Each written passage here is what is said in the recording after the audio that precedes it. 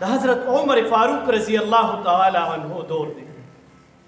عمر رضی الله تعالی عنه ته یو سړی راغی، وایي چې زما زوی دی او زما خبره بالکل نه مني، بالکل زما خبره نه مني. عمر رضی الله تعالی عنه ورته کښېنه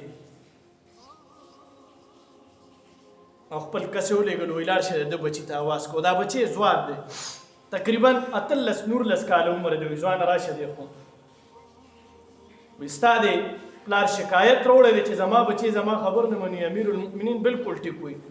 حضرت عمر رضی الله تعالی عنه نور هم حیرت زده شو چې په دې دور کې لکه د پلار خبره نه منل دا سوال پیدا کیږي، او بیا دا ځوان دومره طاقتور شو چې د عمر په دربار کې عمر ته جواب کوي. عمر خو هغه شخصیت چې په ولاړه به خلک رپېده او ورته او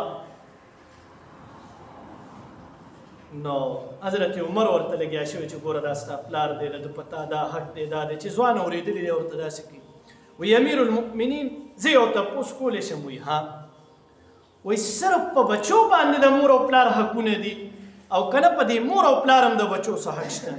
عمر رضی الله تعالی عنه ورته وفرمیل وایي نه، څنګه چې په بچو د مور او پلار دي داسې په مور او پلار هم د بچو شته چې د له ښکلې مور ګوري، نیکمله مور ورته دغه کړي، نوم ولا ښکلی کېږي، ادب ورته وښیي. نو دغه ځوان ورته فرمایي وایي ښه امیر المؤمنین چې داسې خبره ده نو واوره. لومبنی خو دا زما د پلار یو داسې ښځې سره واده کړی دی چې هغې ته څوک په ښه نظر باندې نه ګوري،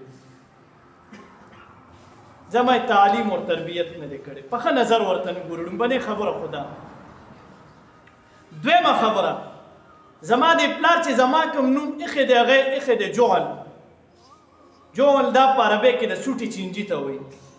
د سوټو کې دا چینجي کېږي لاندې وځي که نه دې ته وایي. وایي ته زما دا نوم ایښی دی. او وایي بله خبره، سبق یې راته زره نه دی ښوولی، تعلیم یې نه دی راکړی. چې پوه شوی یم مال یې یو ډانګ په لاس کې راکړی او راته وایي چې بس دا غواګانې په دې ځنګل کې سره وه، او کله چې د دوو غواګانو جګړی نو چې کومه غوا زوروری هغه په سر باندې وه. دا کار یې راته وایي ښوولی دی. وایي غواګانې مې وسرولې چې کور ته رالم د مور او د پلار مې جګړه وه. وایي چې ما وکته مور مې کمزورې وه او پلار مې زورور. وایي ما ډانګ راوایشتو، پلار ته مې سر ته راوویشتو. وایي ما ته یې خو دغه ښوولی دی. حضرت عمر فاروق ګوره انصاف دور دی. پلار ته غوسه شو چې پاسه پاسه ځه، دا خو ستا خپله غلطي ده، تا خو د بچي حق نه دی ادا کړی وګیله کې. نو نن مونږ هم دغه دوه حقونه نه ادا کړو.